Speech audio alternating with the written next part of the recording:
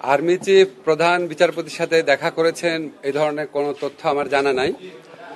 আমি দু একটা পত্রিকায় দেখেছি, আর অনলাইনে এটা নিয়ে নানান গুজব গুঞ্জন হয়েছে দেখেছি। এসব গুজব গুঞ্জন নিয়ে বিচলিত হওয়ার মতো কিছু নাই, এটা হচ্ছে আমার বক্তব্য। আর আর্মি চিফ অবশ্যই এখন পর্যন্ত তো অবশ্যই গুজব, আমি তো এই সম্বন্ধে কিছু জানি না। আর আর্মি চিফ আপনার আমাদের প্রধান উপদেষ্টার সাথে মাঝে মাঝে দেখা করেন, রাষ্ট্রপতির সাথেও আগে দেখা করেছেন। তো আমি মনে করি না এটা নিয়ে বিচলিত হওয়ার মতো কিছু আছে। আমাদের রাজনৈতিক দল যারা আছেন, আপনার জুলাই গণ অভ্যুত্থানে যারা পক্ষে শক্তি আছেন, তাদের বিচার বিবেচনা বোধের প্রতি আমাদের আস্থা রয়েছে। এর আগেও বিভিন্ন ইস্যুতে ওনাদের মধ্যে মতবিরোধ হয়েছে, মতবিরোধ শেষও হয়েছে, আপনারা দেখেছেন।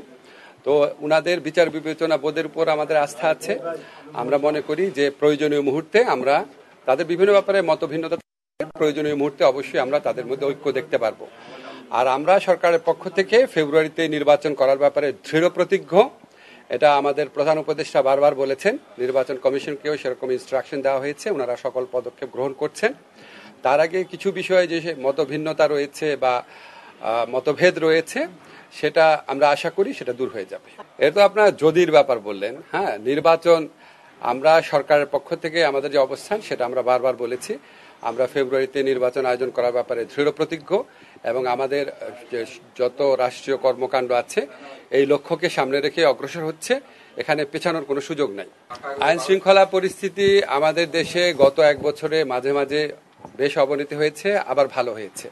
একটা গণ অভ্যুত্থান পরবর্তী পরিস্থিতিতে বা বিপ্লব পরবর্তী পরিস্থিতিতে সমাজে বিভিন্ন রকমের অস্থিরতা থাকে এবং এই সমস্ত অস্থিরতার প্রেক্ষিতে আইন শৃঙ্খলা পরিস্থিতি মাঝে মাঝে যে আপনার অবনতি ঘটে, সেটা আপনার যতই দুঃখজনক হোক, হতাশাজনক হোক, এটা খুব অস্বাভাবিক বলে মনে করি না। আমরা এরকম সিচুয়েশন আগে ট্যাকেল করেছি, আবার ভালো হয়ে গেছে, ইনশাল্লাহ ভালো হবে।